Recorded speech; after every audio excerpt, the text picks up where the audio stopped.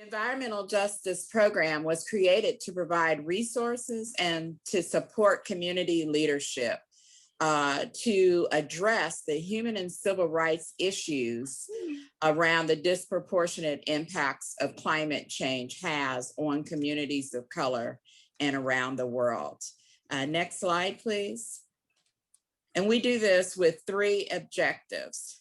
The first objective is that we work to reduce harmful emissions, including greenhouse gases. We combine action on shutting down coal plants and other toxic facilities at the local level, as well as stopping the building of new toxic facilities with advocacy to strengthen development and monitoring and enforcement of regulations at the federal, state, and local levels.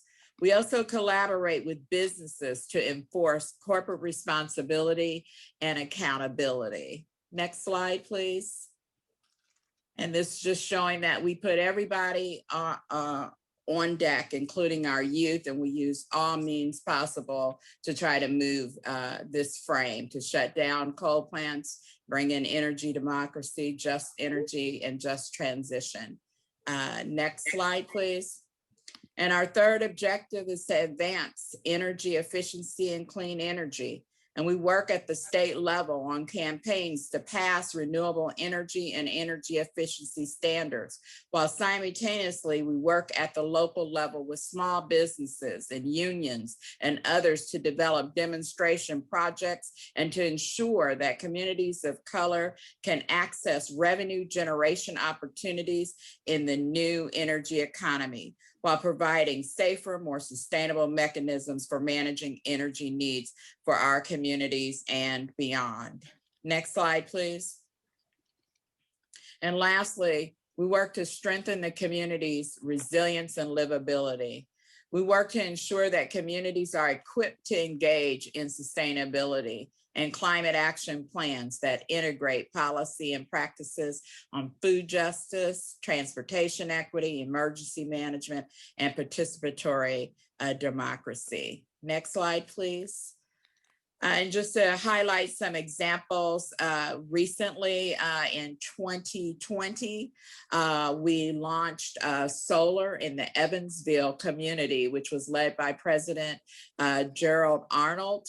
And we powered up solar training jobs, and we partnered with others to provide that training. And we put solar on the Greater St. James Community Center in the 4th Ward, which is a vulnerable community, and saving that community center money. And it was able to lean more into its mission, which is serving people in the community, and the vision of creating more jobs and creating this Black to Green pipeline. And we pay $41 billion to the energy sector, but yet only hold 1% of the energy jobs. Next slide, please. And then just want to show, we have members all over the state that are working on climate action planning. And this is just one example of the many members that are working on climate action planning, which is Lori Latham of the Gary branch and LaTanya Troutman of Michigan City. What this is working with your city municipality,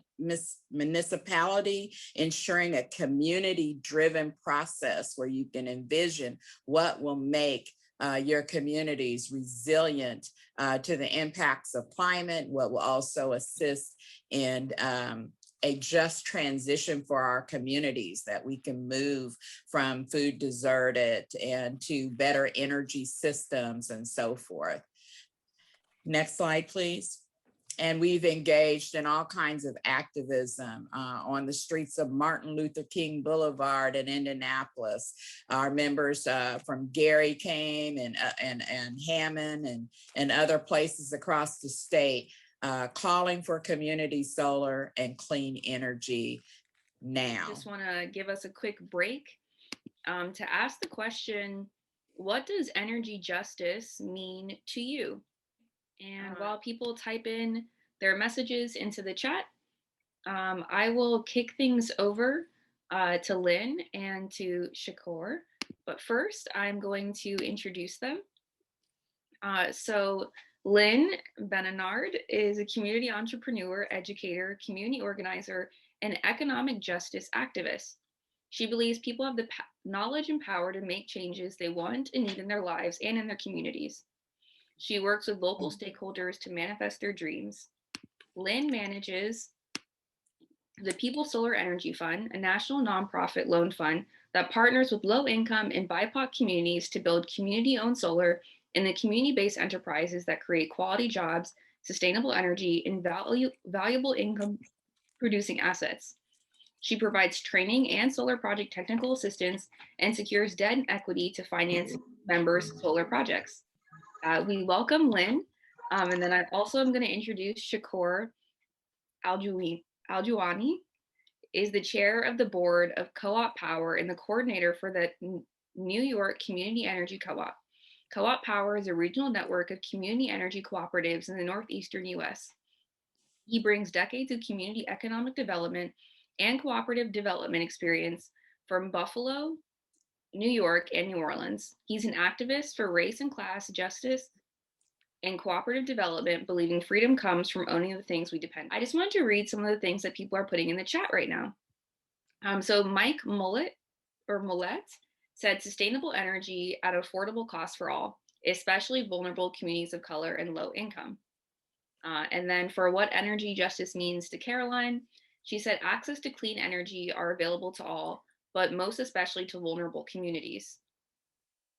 And then Marcia said clean, affordable energy from community-owned green energy with jobs and careers, particularly for people in vulnerable communities and people of color. And Jill said that all people have access to the energy they need and want, no matter their income and education. Thank you. And Allie said, leaving the next generation a sustainable world. So thank you so much for saying and sharing what energy justice means to you. And I'm going to kick it over now to Lynn to explain to us more about community solar and community owned solar. Terrific. Well, thank you so much. It's great to be here with you all. And it sounds like reading the chat that people already know quite a lot about this. And so it's wonderful to be here and kind of compare notes and see if we have some ideas about how to go forward in Indiana together. I want to start by just talking about the community solar model and how it works. So there's a lot of talk and a lot of news around rooftop solar where homeowners get solar for their roof, but that's not available to like 80% of the people. Most people can't put solar on their roof because they're renters, or their roof isn't strong enough, or they don't have money to put up front for a solar array. And so most people can't own their own.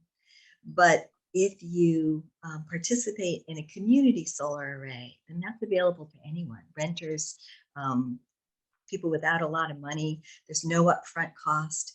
And what happens is you build an array, like on that little blue building there on the slide, and you put a lot of panels there.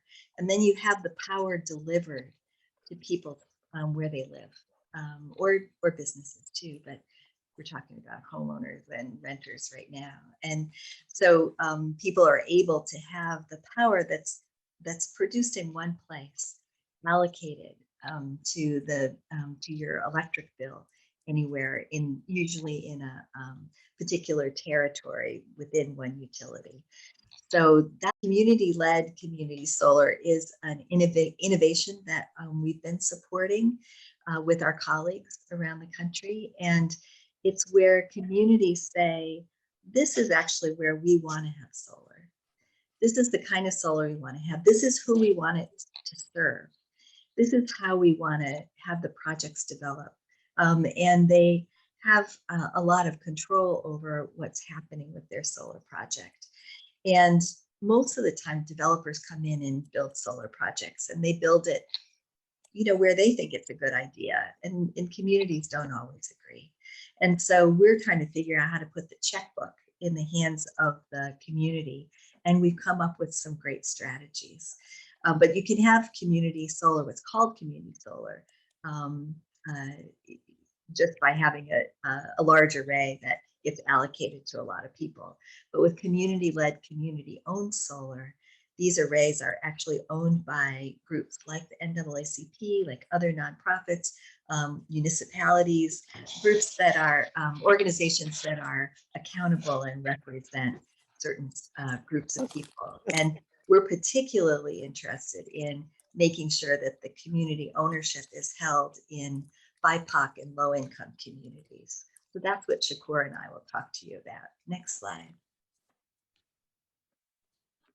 So community solar is, it's part of a movement for a just transition. It's part of it's a way that we're looking at the intersection between economic justice and climate justice. How do we address the issues of climate change, which are actually impacting low-income communities much more than other communities? And how do we do it in a way that builds economic justice? And so if these arrays are built in low-income communities and you own them, then you get a lot of benefits. So those benefits include that, as I said, pretty much everybody can participate. You get a savings on your energy bill. So that the solar credits get applied to your energy bill, and that reduces your overall utility bill. And right now in Indiana, there's not a mechanism to do that, but we are hoping with your help that we'll be able to talk with Duke about allowing, and other utilities, about allowing these mechanisms, which are used in other states, to be able to do these solar projects. It also, by doing these projects, redirects money from the fossil fuel companies and into things that we care about, that are cleaner, give us cleaner air and water. And also, the really exciting part is we can create jobs. So when you own a solar array with other people in your community, you decide who's going to work in those jobs. You decide how much training to provide. You decide how much growth opportunity to provide. You also can develop new enterprises, minority business enterprises that can fulfill different parts of the solar pipeline. So in order to build a solar array, you need electricians, and you need architects to design the engineers to design the arrays. You need salespeople to help sign people up for the arrays. You need installers who are going to build the arrays. You need financial people that are going to help do the financial projections. So there's so much work involved in putting these arrays together. And if these are arrays that we're owning together, then we get to decide who gets those jobs and what kind of support they get for growing into those jobs, and then developing their careers within them. And we also have a lot more opportunity for community education. The energy industry is just so complicated and it's so big. It's very difficult to get your hands around it. But when you actually own a solar array, it gives you a point of entry. It gives you staff people who actually know all about how that works. It gives you a chance to participate in the industry in a way that you get a seat at the table. You're able to access a lot more information about policy and weigh in with expertise from all that you've learned about managing your solar array. So it really allows you to have a lot more access to the solar economy and to the policy conversations that go on. And so next slide. And we think about electricity savings is what most of the time you get when you join, when you participate in a community solar project. You just get some savings, but we see that as the tip of the iceberg. And if you just hit the next slide, there's another set of words that'll show up there. Thank you. But when you own those arrays, you also access more economic and political power. And that's the big win here. And as I said, you get more knowledge, you get jobs, you have an income producing asset that builds your local economy. We're able to create new enterprises, new jobs, and bring in money. We have better access to policymakers. We're able to save lives in an emergency because we've got an asset that we can deploy.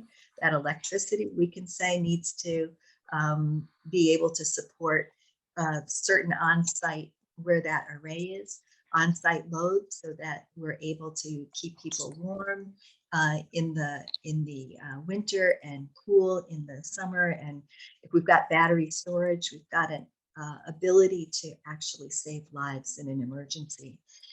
We also have an engine for community economic development that's in your hands, and that's an awesome thing. And so we've got groups of people from all across the country who are looking at how to find even more benefits from doing community-owned solar, which we've talked about many of these, but it's also a lot of fun. You build a lot of relationships with people. You get to roll up your sleeves and help make these things happen in the near future.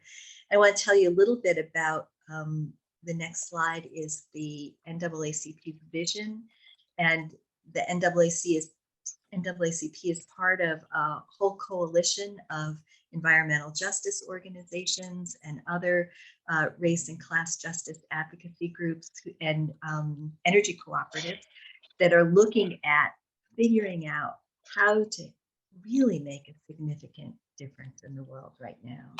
And so we've got the NAACP's vision that's shared by all these other groups is to build a network of community energy co-ops, municipal and tribal utilities nationwide with 1 million member owners and maybe more. And we want to support thousands of good green jobs and hundreds of women and minority owned businesses, just like We Solar, helping to put on our event today. We want to provide members with millions of dollars in utility savings, and we want to develop partnerships with Black, Brown, and Indigenous low-income communities, as well as energy co-ops, tribes, municipalities across the US to really fuel this change. Next slide. And to start the conversation about where this is happening, and then I'll turn it over to Shakur to talk more. Cooperative Energy Futures is a consumer-owned energy cooperative in Minnesota, and they have been working for the last 10 years on building these kind of community solar arrays that include access for low-income and people of color communities. And they've just had amazing success. They have another 7 projects that are ready to go now, and I think they've done 10 already. They've got more than 10 megawatts that they've worked on, just a lot of solar for thousands of people. So very exciting to see their great success and progress. And I'll turn it over to Shakur to talk to you about the 4.5 megawatts that Co-op Power has been building, and the additional 3 megawatts that they're putting in place right now. Thank you. Well, it's good to be talking to you folk in Indiana.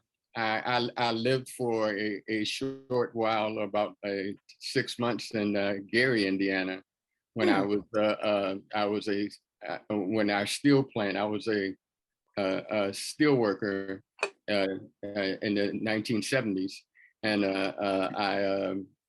when our plant shut down in Lackawanna, right outside Buffalo, in 1978, I moved to Gary and worked at the Burns Harbor Bethlehem steel plant for about 6 months, and then I decided that steel was not going to be the future, and I decided I was going to do something I was always trying to do on my spare time, being a community organizer. And so I went back home, reconnected, picked up my family, moved from Buffalo to New York City, and became a community organizer. And the rest is whatever. So, but so it's good to be back with you good folk in Indiana, because I know you don't take no stuff there in your fighters, and that's and I love that. Yeah, Co-op Power. We're a multiracial, multi-class, diverse group of folk, gender identity. You may see I'm moving a little slow because I'm visually impaired. So we even support the differently able of us, not disabled, but differently able. We've been building in the New England and New York State. We're building a community, showing the possibility of people in our communities controlling our own energy.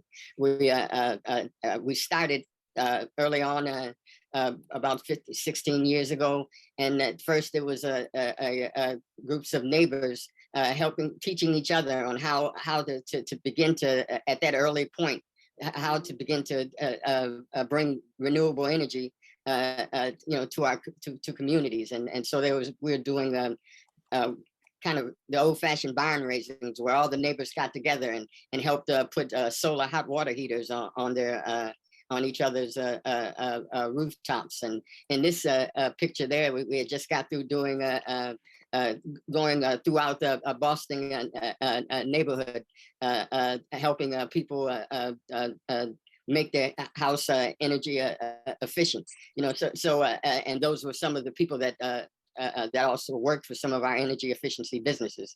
So and we've transitioned over time and learning more and more and adapting to the technology changes and growth of the renewable energy market. Next slide. We started out in Manhattan, in New York City, putting a small array, an 8 kilowatt array on a Nazareth housing. It's in Lower East Side, a Hispanic, Latino community, Latinx community, and we helped build, put solar arrays there. You see photos of us all coming together and putting installing the solar on top, and then we moved from that to Brooklyn and put a 25 kilowatt array on the Housing Works, an LGBTQ community organization that serves that community, and from that we began to get a better idea of as Lynn said, it's like many things, anything that's really important, they don't make it easy. So there's a complexity to it, and so we started out small and developed our understanding, got better at working together with our partners, got a better understanding of working within our own so-called public utility, Con Edison, and from there we moved on to a bigger and more powerful projects. Next slide. This is one of this is a 1.2 megawatt project on 40 and a fairly complex one where we work together with two major environmental justice frontline organizations. We Act for Justice, for Environmental Justice. They've been around for about 20 some years. So one of the early leaders in the environmental justice around the country. And we also linked up with We Act works predominantly in Harlem, and so we're working with them there in East Harlem, and the Brooklyn Movement Center is another great environmental justice organization, and they in Central Brooklyn, where I live in Bed-Stuy. And we linked up also with Solar One, Resident Energy, Con Edison, Accord, and NYCHA, and the New York City Housing Authority. It was an incredibly, talking about complexity. We learned a lot about working together as a group with our partners, but also working together with with the public utility and the New York City Housing Authority, which if you've ever seen any articles or stories, that is a very troubled agency over many decades, and but we were able to work together with folks that were about trying to change that image, that wanted to be a part of doing some really good work, and so we put 1.2 megawatts on 40 New York City Housing Authority rooftops. The Carver public housing in Manhattan, and Kingsborough and Glenwood and Brooklyn. And in this project, we're providing 20% off the electric bills to 400 low-income households. And we trained 30 public housing residents in installing and solar installation, and we're setting, and they're developing work with Accord and other installers, and so we're providing good green jobs and the 25% discount off, and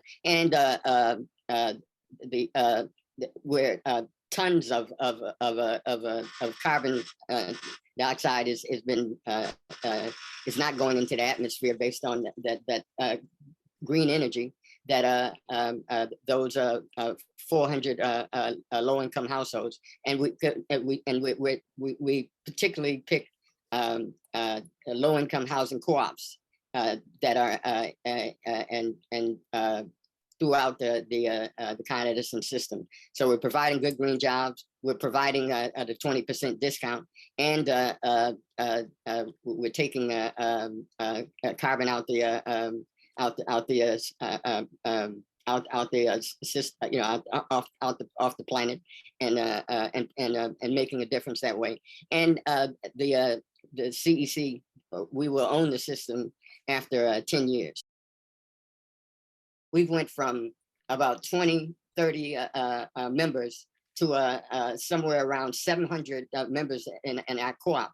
And that speaks to also what Lynn talked about before, developing a political power, an economic power, and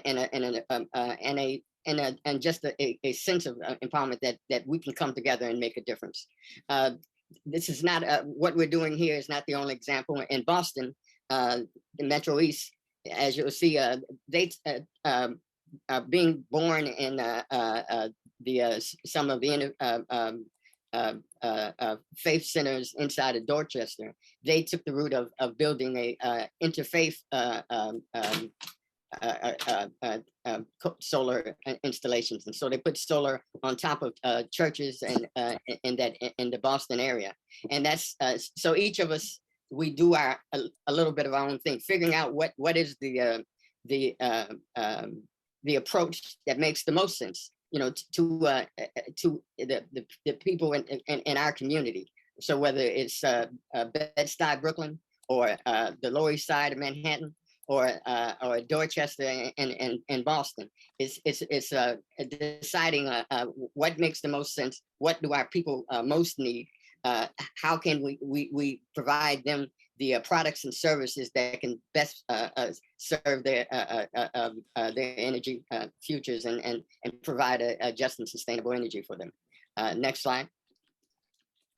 And this continues in Hampshire and Franklin counties. We've also had again, showing the kind of self-determination and self decision making and focus that's decided by the local people. You'll see here on the left corner is some of the young Latino folk that we help to train in energy efficiency. And from that, some of them went in and were a part of a commercial energy efficiency company in here that almost, I think, 10 years later is still in place. They've kept a workforce of around 20 to 25 to 30 employees, and some of those young men that started as trainees are now helping to run that company. The exciting thing about this is being able to have that local decision making, understanding that this is how we build this movement of that it can't be determined by anyone from on high. That each in each of our areas, the conditions and situations are drastically different. One of the things that we're learning in New York City is, it's New York City is what about 7 million or more people. There's 250 to 300 neighborhoods, depending on who you're talking to. And so each one of them has a different flavor, has a different way of moving and a different way of rolling. And so we're trying to set up a process where we respect that and that different flavor, and with each of them, we allow we set up a mechanism so that they can make the decisions that of how they specifically will be able to build a community solar in their communities, and also any further projects. So we went from big projects like community power projects. Now we're talking, for example, learning from our sisters and brothers in Boston. We're talking, having talks with the interfaith community, and looking at some large networks of interfaith groups that formed after Hurricane Sandy, and talking about how we can build community resiliency centers with solar on their rooftops and battery connections to it, so that when the next storm comes, because it's coming,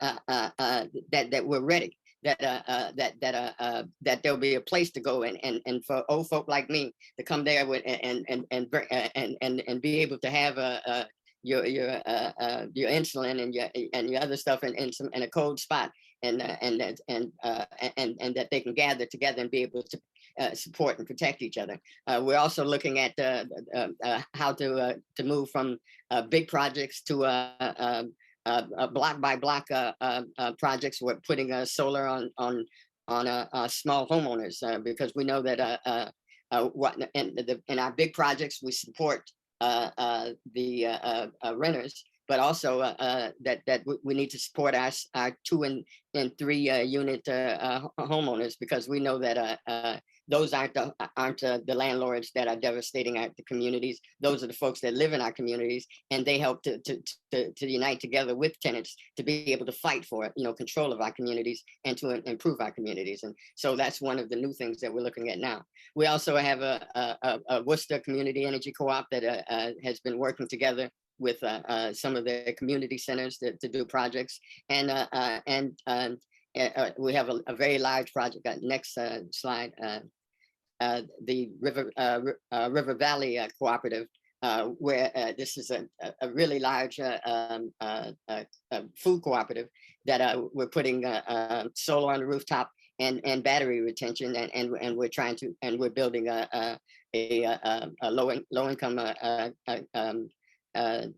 residents that will receive discounts for that project. So again, I mean, we have approach that we think that that is serious about, that we can, as each of those in the chats had talked about, that we can come together, and that we can, if we can say we control our own energy futures, one of the most difficult, complex, and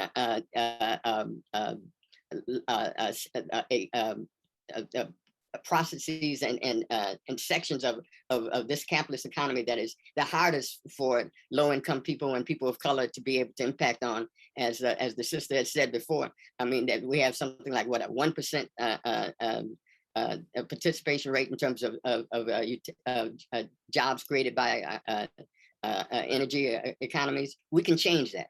We can change that. If in 2 years we were able to create something like almost 40 jobs for people in our community, think of what we can do if we're able to do implement that goal that Lynn just mentioned, of 1 million members of the from the NACP communities, and I think y'all can do that. We here, our plan is that we're going to multiply our membership by 10 times in the next 12 months, and we expect to grow exponentially as we move forward. And again, like I said, this is the process where the community makes its own decisions. They decide what are the next projects that we move on. We help train folks. As Lynn said, there's a myriad of jobs that could be built from this, not only solar installers. And our approach has always been to share the knowledge. That there's nothing that we try to hold within ourselves, whether it's energy financing, whether it's the implementation process, bringing packaging the deals, bringing together all the different players that need to be brought together to put together a successful project. We want to pass that knowledge on so that we as a people are stronger and more able to control our energy futures. And so I'm excited. I think we think this is a model that can be duplicated all over the country. That some places we're going to have to make some changes in state and local laws, but we think that from what's happening on a federal level, and that the future's on our side, the future's bright, and like the sun outside, and we're going to control our energy future, and we're going to make sure that Black and the bipolar and low income folks are securely at the lead of this movement and not left behind. Thank you so much, Shakur, for that riveting just talk and explanation about community-owned solar. I'm really excited to present our upcoming campaign, which is Don't Block the Sun. But in particular, we currently have a petition that we just released today demanding utility companies support community-owned solar. And so right now we're really struggling because our utility companies will not allow us to have community-owned solar. There are not carve-outs in place to allow individual developers to have community-owned solar. And so we want solar by us, for us, owned by us. And so we can really only have that if we have our input pressure on our utility companies to make these carve-outs for us.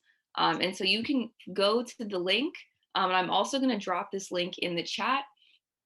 And you will be directed directly to the petition sign-on. And then on top of that, if you go to this link, you can also find information about our community survey. And the purpose of this survey is actually to just get us and inform us, the NAACP, about what you already know about solar, what your interest is in community solar and community-owned solar. We're just trying to have as much data as possible to make a case for why this is important to people. So if you haven't already filled out the link, the survey link, then I highly encourage you to do so, and also to share it to 3 people. Things up now for Q&A. And so I'm going to bring all of the panelists to the forefront. Okay, good evening to each and every one of you. It's been very interesting and enlightening, but I have some questions, especially you, young lady, as relates to these community, I call them co-ops. Years ago, many years, I'm an old person, so I've been around a little while, and they used to have these co-ops that would be able to develop, and they would get a part of the action in the community where they would be able to perform certain services for their group of individuals. And I'm looking here, I'm in a rural community in Indiana, and Duke Energy is our main provider, as we know. And if I understood you correctly, it's difficult to get them to buy into the concept or even to give you any room to make a move in the direction that you're talking about. Then I'm wondering if there are some cutouts that could be done that would benefit certain communities, then you can identify what those communities are and where they would be able to create these co-ops without making Duke Energy feel like you're getting ready to run them out of business. Because if I understand, when solar, it will not be 100% replacement of Duke Energy or any other energy. It would be another form of energy that would be more cost beneficial to poor people and people in rural communities. And these would be the people that would benefit from it. Could we do that without making Duke or any other entity feel that they've been threatened? And how would we do that? That would be my question. So right now, the investor-owned utilities that serve most of the communities in the United States, they have a guarantee to serve that particular area. And they've been slow to respond to the changing climate and the need to reduce our carbon and the need to have cleaner air and the need to close down dirty coal plants. They've been slow to do that.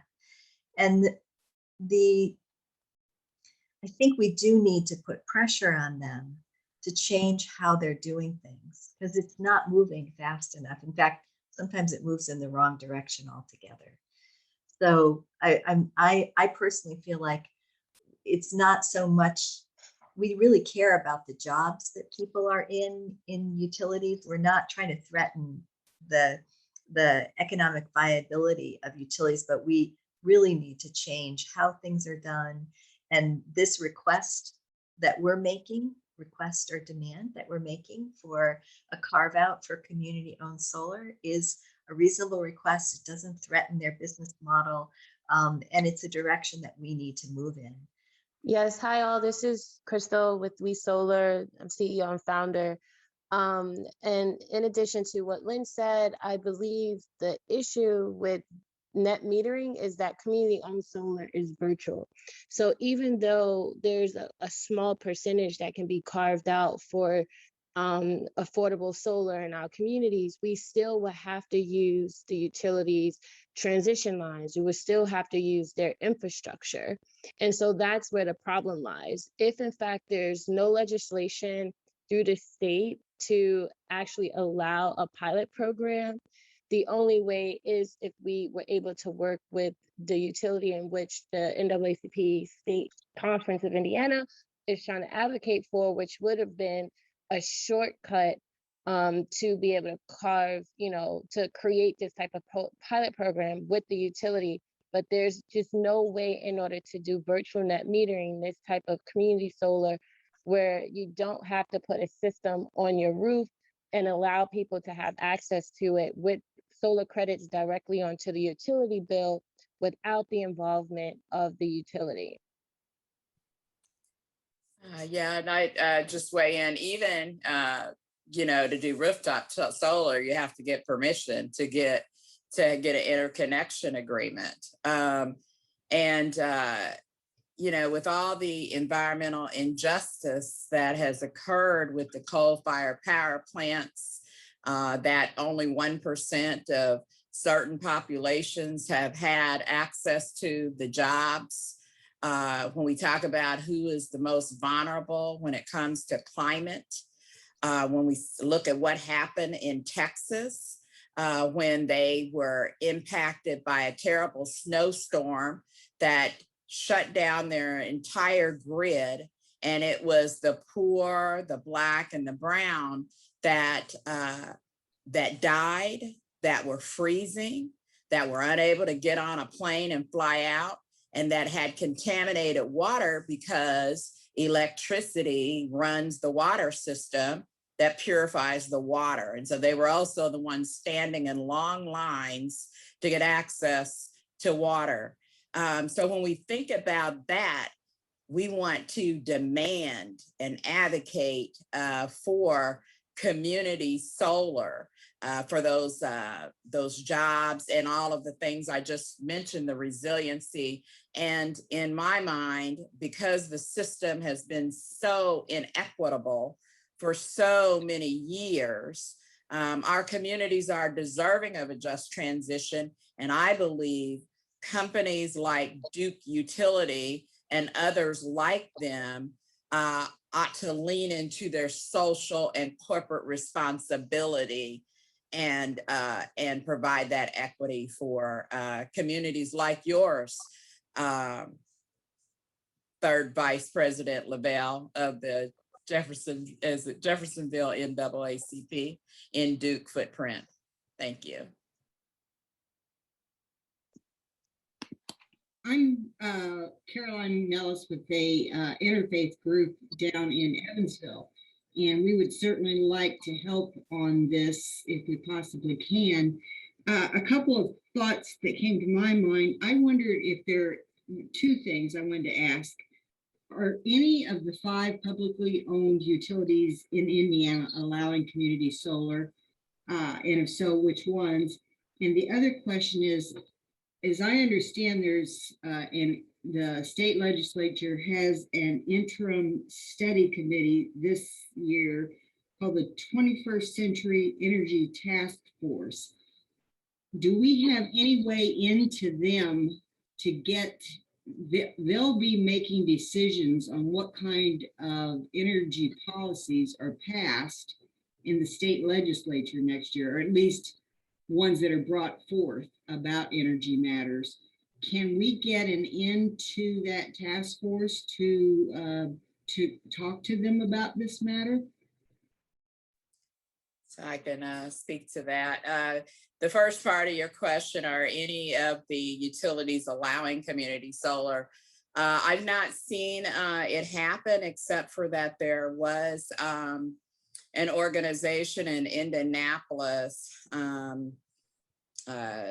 Their name escapes me, but they were a faith institution in Indianapolis. I believe it's Joe Bowling. I can't think of his the facility, and they did apply. I think they thought that they could get the community solar, and then they'd be able to share it with a Section 8 housing complex that they owned.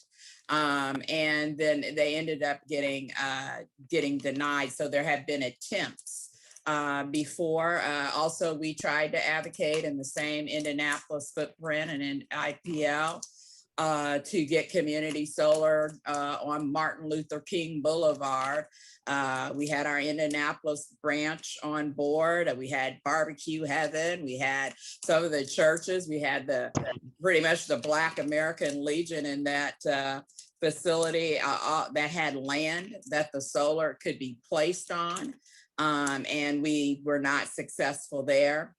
And so now, nothing tried, nothing gained. So we are trying to build the power, and we are saying that we know that this is an excellent model for all of us, right? It's just, and it's democratic. And then in regards to the 21st Century Task Force, the Indiana State Conference of the NAACP has been at the helm of that. We've given a lot of testimony, verbal and written.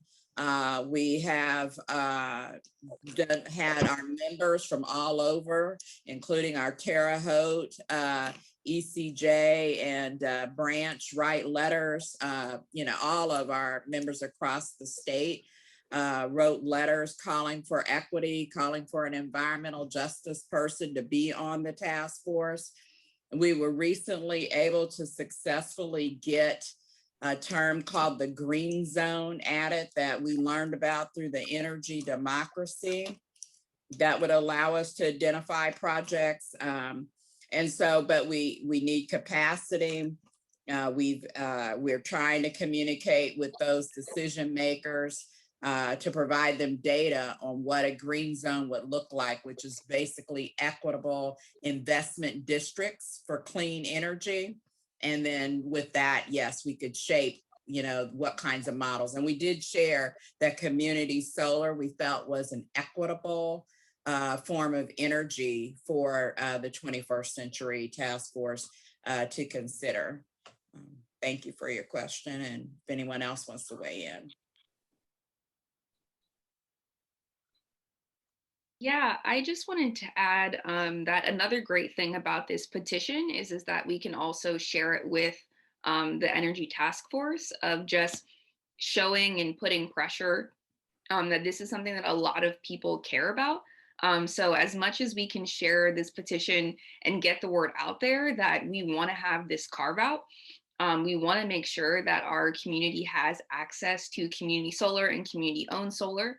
And I just really wanted to quickly kind of segue into Valeria's question, because I think that my answer kind of gets into part of Valeria's question.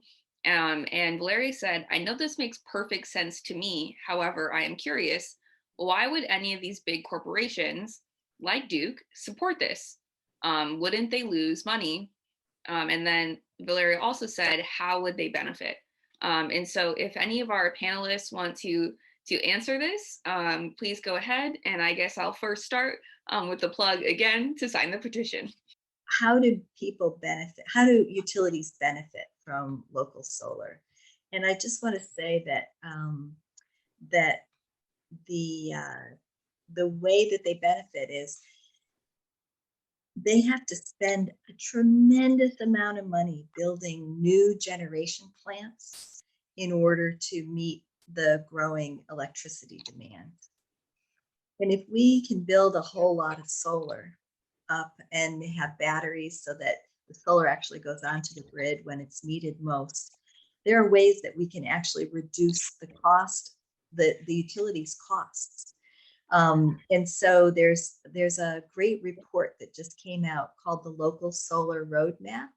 There are ways that utilities are being convinced to do it. It's the right thing, right? The utilities don't have a God-given right to own all of our energy. They have a right to serve certain territories. And if people want to come together and engage in economic development that meets their needs and cleans up their communities, there's no reason why we can't, but it might take some political work. But we, as you know, as citizens, as residents, we have a lot of political power that we can use to kind of be persuasive every now and then. But I do think that there are a lot of really good reasons that the utilities have been downplaying and saying, oh, it's so expensive, it's adding to all the costs, we have to build in all these extra fees.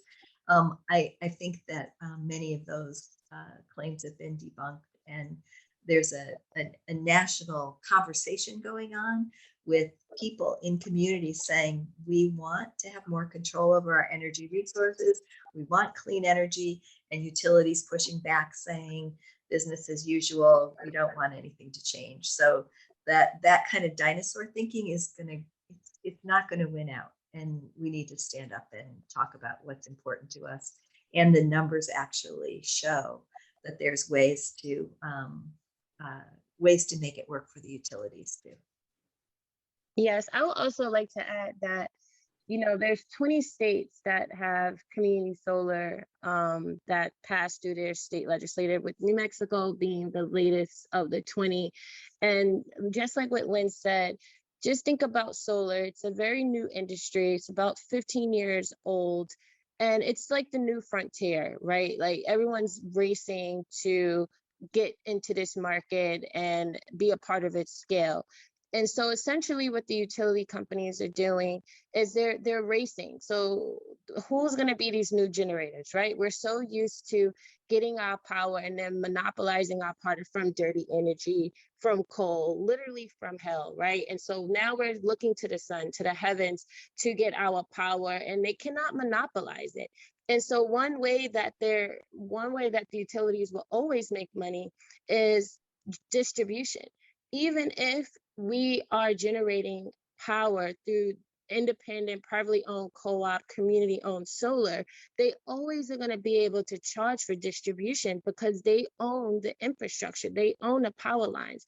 The only thing a community owned solar power plant does is contribute to the pool of energy. There's no storage. So regardless, they're always going to be making money through distribution. Now, whether or not they own and operate every single source of generation that powers the utility grid, that's like the race into this transition, and they want to be 100%, whereas this is our opportunity for the community to carve out its stake and its flag in the land and say, hey, we have to transition to renewables. We want to make sure that our communities is a part of the industry and we have a piece of the pie. So it's really them gobbling up the new generation sources of solar power versus us saying, hey, we know how this works. You've been monopolizing the industry for over 100 years. We want our own little piece of it.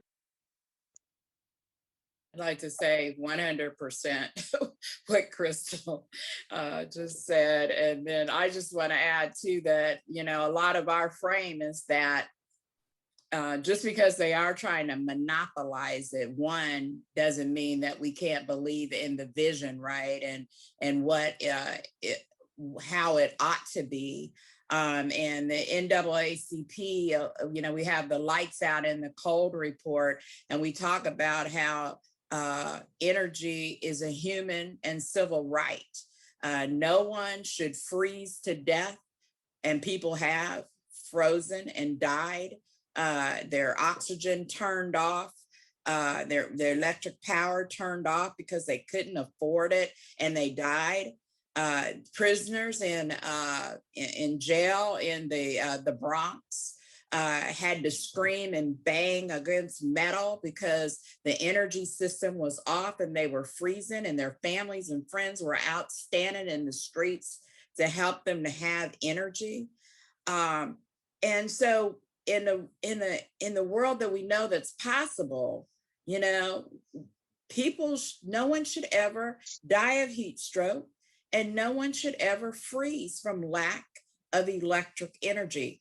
But yet they want to monopolize it, but it needs to be unmonopolized, and it needs to become democratized, and let the people have control of the energy.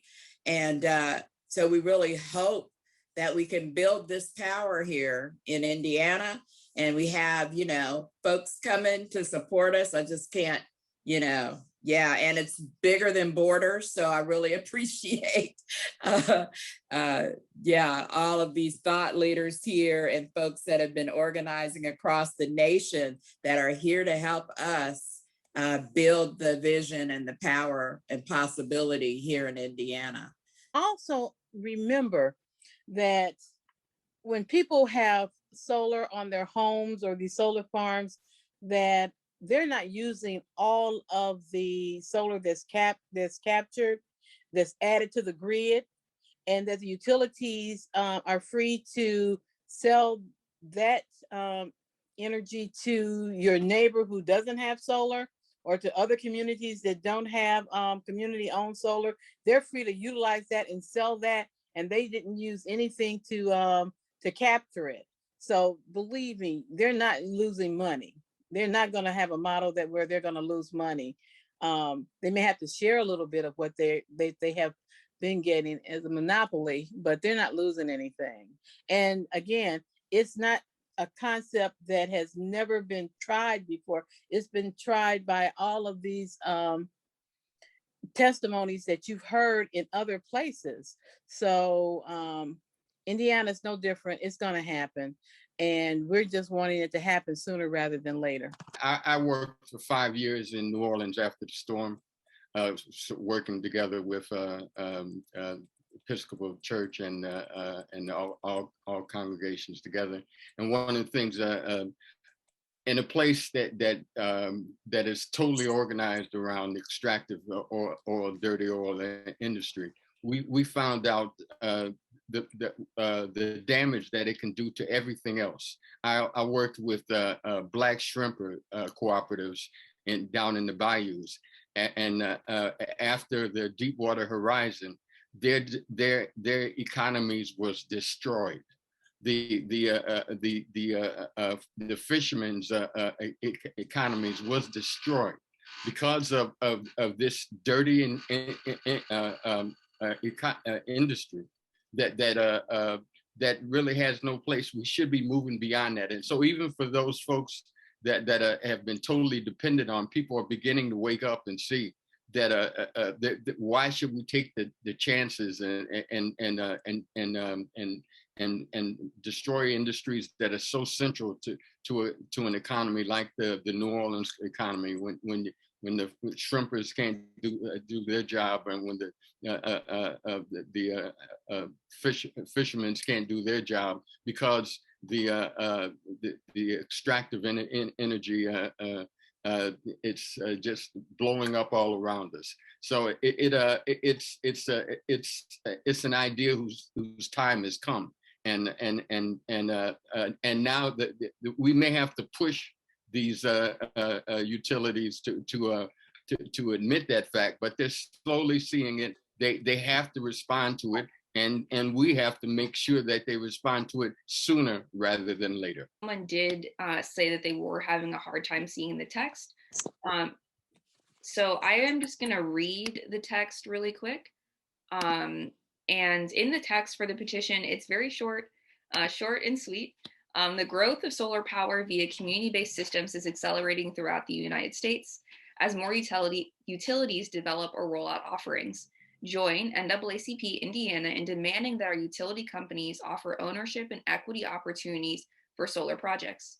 Currently, Duke Energy's proposal is far from perfect, but with the right changes, it could expand the number of solar owners in Indiana by more than tenfold, allowing hosters to tap into the renewable resource that couldn't before. Actually, Mike, speak for the last question, and this will be our final question for today. And so I was just wondering, we're looking for an avenue to get in that would leverage Duke Energy to do something for the general population. Probably one of the greatest number of people that we have that we could be able to reach immediately would be those in public housing that are paying energy bills through HUD. Why can't you have a relationship between HUD and Duke where they would have HUD units that put solar on all of their units and use their residents as trainees so they can acquire the skills so they can use those skills? Interesting. It's just a thought. Plus, it would give Duke a sense of feeling that they're doing something for the public welfare. It would give poor people an opportunity to learn skills that are emerging skills. And also it may put in certain communities, they would be able to start businesses that actually produce the solar panels.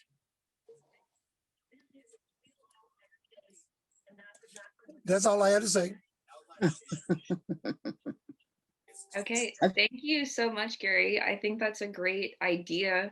And I've actually, the White House Environmental Justice Advisory Council and their recommendations to President Biden on what to do for a new federal program called Justice 40 actually recommended a very similar thing.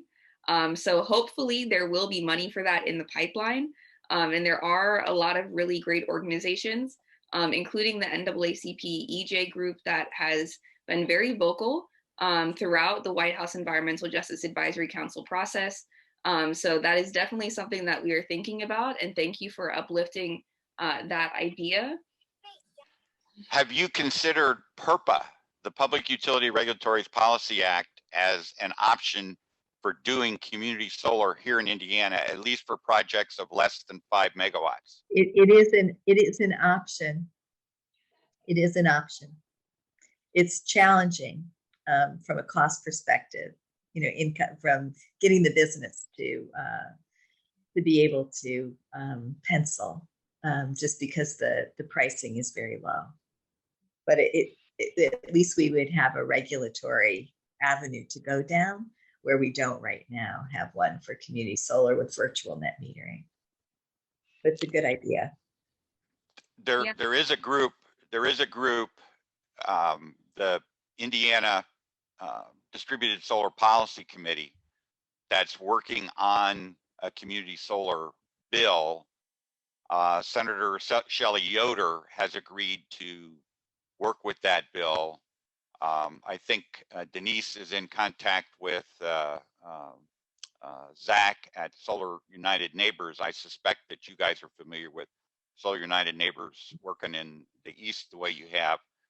I think Duke's trying to play divide and rule at the moment. And I think that, there are several options available. We had an oral argument this morning, in fact, the Indiana Supreme Court, with regard to the PURPA option. I think there is interest in Evansville in the PURPA option. And if we got full avoided cost, which is what PURPA is supposed to provide and does provide in other jurisdictions, I think community solar would be potentially cost effective here in Indiana, and the utilities couldn't block it if the project was under 5 megawatts. Thank you, Mike.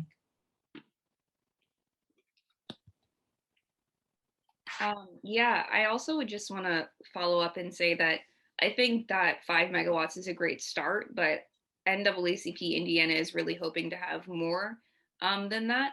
The goal is to help as many people as possible, especially in the Terre Haute and New Albany communities, since they have previously and historically been suffering disproportionately from the pollution by some of our oil in or energy producing factories.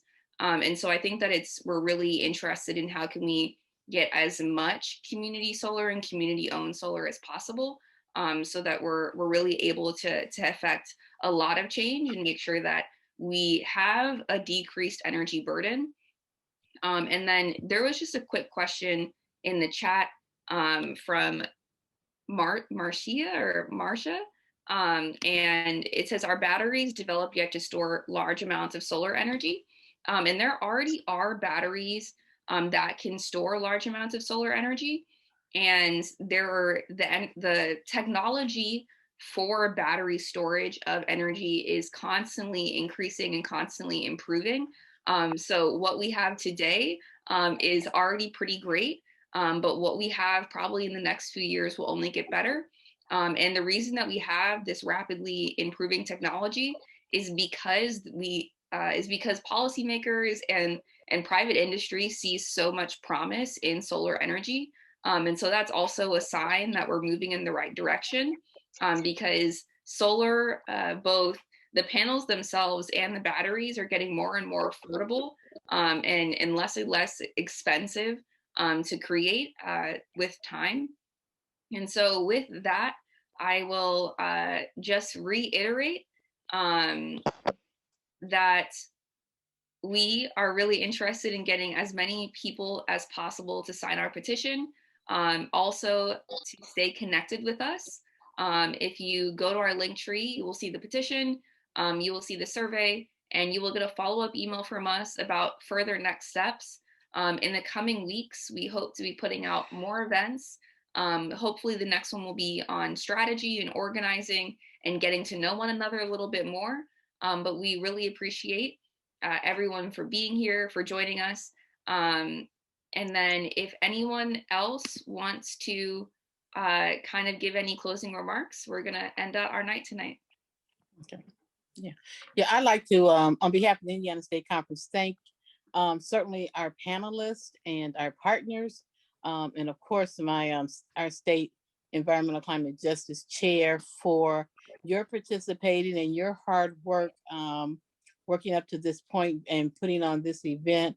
And absolutely, it wouldn't be all for naught if our participants weren't here to share their knowledge. We certainly appreciate, we had some great ideas coming from our participants, and also to have an opportunity to learn a little bit more. You're going to hear more from us in the next coming weeks. We're going to be calling on you to help us with advocacy, and we're going to get this done.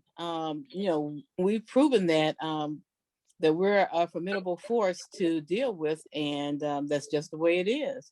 So look forward to our future contact, and we're certainly needing your help in getting this project done. Thank you so much again for everyone for being here. Have a good night.